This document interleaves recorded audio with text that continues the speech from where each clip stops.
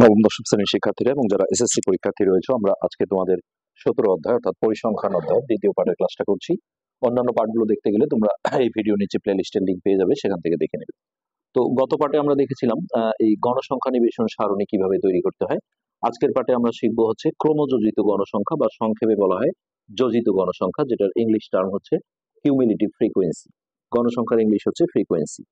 তো এখানে আসলে বোঝানোর জন্য অনেক কথা বলা হয়েছে। আসলে সবার আগে কথা হলো যে এই ক্রমযোজিত গণসংখ্যা কোন অঙ্কগুলোতে প্রয়োজন হবে।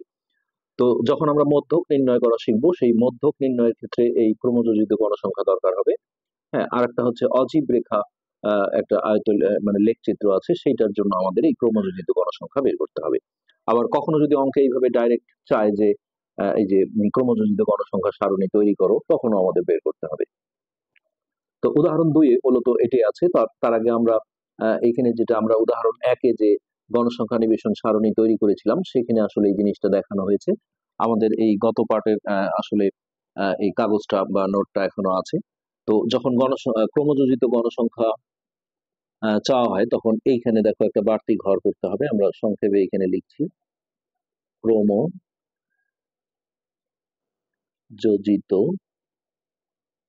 গণসংখ্যা। তো এই গণসংখ্যার প্রথম ঘরে যেটা থাকে, এটাও ক্রমযোজিত গণসংখ্যার প্রথম ঘরে থাকে। তারপর এটার সাথে এটা যোগ করে এখানে বসাতে হয়। তো এইখানে যেমন 11+13 এইভাবে যোগটা দেখিয়ে করা হয়েছে, তোমরা ডাইরেক্ট বসিয়ে দিতে পারো। 3 আর 1-এ 4, 1 আর 1-এ 2, 24। এরপরে এই 24 আর 7 যোগ করে এখানে বসাতে হবে 31। তো এখানে একটা সুন্দর শুদ্ধি পরীক্ষা আছে, সেটা হচ্ছে এই ক্রমযোজিত গণসংখ্যার শেষ ঘরে যেটা আসবে সেটা গণসংখ্যার টোটাল থাকবে, তাহলে তোমরা বুঝবে যে অঙ্কটা সঠিক আছে। তো এরপর আমরা উদাহরণ 2 যেটা আছে, এইখানে আমরা দেখবো যে এখানে গণসংখ্যা সারণীও চাওয়া হয়েছে, আবার এখান থেকে ক্রমযোজিত গণসংখ্যা সারণী তৈরি করতে বলা হয়েছে। এখানে 40 জন শিক্ষার্থীর বার্ষিক পরীক্ষার ইংরেজিতে প্রাপ্ত নম্বর দেওয়া আছে। হ্যাঁ, তো এখান থেকে আমাদের পরিসরের জন্য প্রথমে হচ্ছে সর্বোচ্চ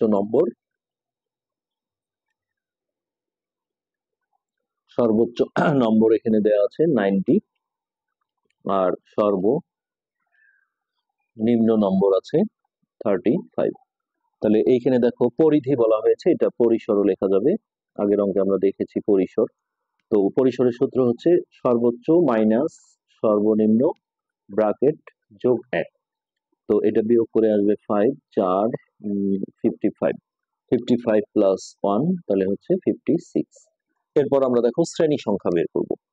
তো এইখানে শ্রেণী ব্যবধান আসলে কত ধরবো সেটা অঙ্কে বলা নাই, যার কারণে আমরা একটা সুইটেবল ধরবো। আমি যদি 5 করে ধরি, তাহলে 56/5, তার মানে হচ্ছে দেখো 11 বার যায়, 5 11 55, 1.0। আমরা গত পাঠে কিন্তু বলেছিলাম যে এই শ্রেণী সংখ্যার মান যখন দশমিক আসে, এটাকে পূর্ণ সংখ্যা অর্থাৎ 11 পয়েন্ট যাই আসুক, এটাকে 12 ধরে নিতে হবে। তো আমরা এখন শ্রেণী সংখ্যা লিখবো। তার মানে এর মানে হচ্ছে কি 12টা ঘর করতে হবে। তুমি যদি ঘর একটু কম করতে চাও, তাহলে এই শ্রেণী ব্যবধান বা শ্রেণী ব্যাপ্তিটা একটু বাড়াতে হবে। যেমন 10-এর যদি করো, তাহলে 5.6 আসবে ভাগ করে, যেটা 6টা ঘর নিয়ে করা যাবে। তাহলে শ্রেণী সংখ্যা হচ্ছে পরিসর ভাগ শ্রেণী ব্যাপ্তি। এখানে পাশে লিখে দিতে হবে যে এখানে ধরি, অঙ্কে কিন্তু ম্যাক্সিমাম এটা বলে দেওয়া থাকে, শ্রেণী ব্যাপ্তি 5। তাহলে এটা ভাগ করে আসছে 11.2। তারপরে এটাকে আমরা এখন পূর্ণ সংখ্যা ধরে নেব। অতএব শ্রেণী সংখ্যা, এই যে দশমিকের এই পারে যে সংখ্যাটা আছে, এর সাথে 1 যোগ করে পূর্ণ সংখ্যা নিয়ে আসতে হবে 12। এরপরে আমাদের হচ্ছে যে 12টা ঘর করে গণসংখ্যা নিবেশন সারণী টেবিলটা তৈরি করতে হবে। তো প্রথমে আমরা লিখব প্রাপ্ত নম্বর, এরপর থাকবে ট্যালি চিহ্ন, এরপর এটা হচ্ছে গণসংখ্যা, আর এই ঘরে হবে আমাদের ক্রমযোজিত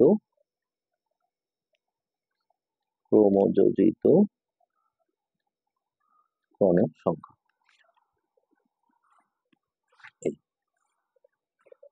তাহলে আমাদের সর্বনিম্ন নম্বর ছিল 35। আমরা 5 করে যেহেতু ধরেছি, 35টা হাতের এই জায়গায় গুনতে হয়।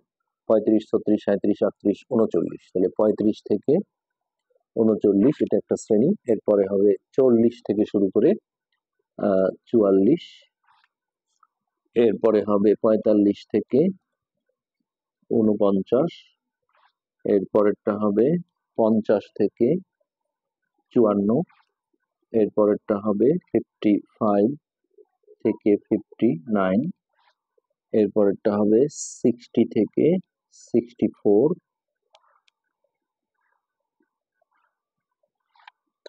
তারপরেরটা হবে হচ্ছে 65 থেকে 69, এরপরে 70 থেকে 74, 75 থেকে 79, তারপর 80, 80 থেকে 84, তারপরে 85 থেকে 89, এরপর 90 থেকে 94। আমরা দেখো শ্রেণী সংখ্যা যে 12 ধরেছিলাম, এখানে আমরা 12টা ঘর পাবো। 1 2 3 4 5 6 7 8 9 10 11 12। তো ট্যালিটা আমরা বিস্তারিত দেখাচ্ছি না, এটা আমরা আগের পাঠেও শিখিয়েছি, তোমরা নিশ্চয়ই জানো যে 35 থেকে 39 এর মধ্যে এখানে কয়টা নম্বর আছে সেটা ট্যালির ঘরে দাগ দিতে হয়। এটা আমাদের দেখাতে গেলে আসলে অনেক সময় লাগবে, তোমরা একটা একটা করে ধরতে পারো। যেমন প্রথমটা আছে 70, তো এই 70 দেখো কোন ঘরে যাবে, এই যে 70 এইভাবে একটা করে দাগ দিতে হবে। তারপরের নাম্বারটা আছে 40, তো 40 হচ্ছে এই ঘরে, এটা আমি একবারেই আসলে এটা বইয়ে যেহেতু করে দেওয়া আছে এটা দেখে আমি বসিয়ে দিচ্ছি। তো 35 থেকে 39 এর মধ্যে দুইটা নম্বর আছে, 40 থেকে 44 এর মধ্যে দুটো আছে, আর 45 থেকে 49 5টা আছে। 5টা হলে 1 2 3 4 দিয়ে এইভাবে একটা দাগ দিয়ে পাস করে দিতে হয়। তারপরে এখানে আছে 3টা নাম্বার, এটা আমরা সার্চ করলাম না, এখানে আছে 5টা, 1 2 3 4 5। এরপরে 60 থেকে 64 নাম্বার আছে 7 জনের, 1 2 3 4 5 6 7। আচ্ছা, এরপর 65 থেকে 69 আছে 6, 1 2 3 4 5 6। এরপর 70 থেকে 74 5টা, 2 3 4 5। আচ্ছা, 75 থেকে 79 একটা, 80 থেকে 84 দেখা গেছে একটা, 85 থেকে 89 আছে দুটো, আর এইখানে আছে একটা। তো এগুলোই আমরা গণসংখ্যার ঘরে এখন সংখ্যার আকারে লিখে দেব। 2 2 5 3, এটা হচ্ছে 5, এটা 7, এটা 6, এটা 5 1 1 2 1। এখন এটা আমরা টোটালটা যোগ করে দেখব আমাদের 40 জন শিক্ষার্থী ছিল, 40 আসছে কিনা। 2 2 4 5 আর 4 9, 9 আর 3 12, 13 14 15 16 17 18 19 20 21 22 23 24, 24 আর 6 30 35 36 37 38 39 40। এই যে এইখানে আমরা এখন ক্রমযোজিত গণসংখ্যাটা বের করব। এখানে প্রথম যে গণসংখ্যাটা থাকে এটা প্রথমটা এখানেই বসে, তারপর এইটার সাথে এটা যোগ করে এইখানে বসাতে হয়। বইয়ে যেমন 2 যোগ 2 এইভাবে দেখিয়েছে, আসলে অঙ্ক করার সময় আমাদের এত জায়গাও থাকবে না বা এত সময়ও থাকবে না, যার কারণে আমরা ডাইরেক্ট যোগ করে বসাতে পারবো। এখন এইটার সাথে এটা যোগ করে 9 এটা বসবে, তারপরে 9 আর 3 যোগ করে হবে 12, 12 আর 5 যোগ করে হবে 17, 17 আর 7 যোগ করে হবে 24, এই 24 আর 6 যোগ করে 30, 30 আর 5 যোগ করে 35, 35 আর 1 যোগ করে 36, 36 আর 1 যোগ করে 37, হ্যাঁ 37 আর 2 যোগ করে 39, এই 39 আর 1 যোগ করে 40। আমরা যেটা তখনও বলেছি যে আসলে সঠিক হয়েছে কিনা এটা বোঝার একটা ভালো বুদ্ধি আছে, সেটা হচ্ছে এই ক্রমযোজিত গণসংখ্যার শেষ ঘরে যে সংখ্যাটা আসবে এই গণসংখ্যার টোটাল সমষ্টিটা কিন্তু তাই থাকবে, তাহলে তোমরা বুঝবে যে হ্যাঁ অঙ্কটা ঠিক আছে। তো আমরা আজকের পার্ট এখানেই শেষ করতে চাচ্ছি। আমরা আসলে ছোট ছোট পার্টে বিভক্ত করে জিনিসগুলো দেখাতে চাই। আজকে এ পর্যন্তই। পরবর্তী পার্টগুলো দেখতে গেলে এই ভিডিও নিচে প্লে লিস্টের লিঙ্ক দেওয়া থাকবে, সেখান থেকে দেখে নেবে। ধন্যবাদ।